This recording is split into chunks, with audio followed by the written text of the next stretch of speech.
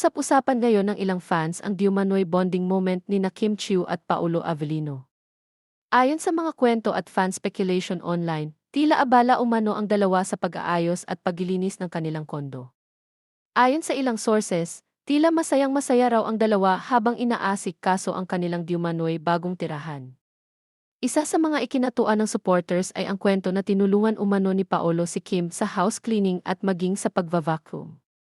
Simpleng gawain man ito, marami ang nagsabing nakakakilig pa rin dahil ipinapakita umano nito ang pagiging supportive at hands-on ng aktor. May ilan pang netizens na nagbiro na tila practice na raw ito para sa kanilang future home life.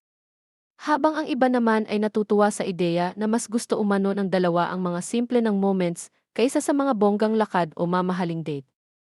Para sa Kim Pao fans, minsan ang mga ordinaryong gawain sa bahay ang mas nagbibigay ng kilig dahil mas personal at natural ang dating. Gayunpaman, mahalagang tandaan na wala pa rin opisyal na konfirmasyon mula kina Kim at Paolo tungkol sa mga balitang ito. Sa ngayon, nananatili itong usap-usapan at fan speculation lamang. Ngunit para sa King Paulandia, sapat na ang ganitong mga kwento upang muling magbigay ng kilig at inspirasyon sa kanilang paboritong tambalan.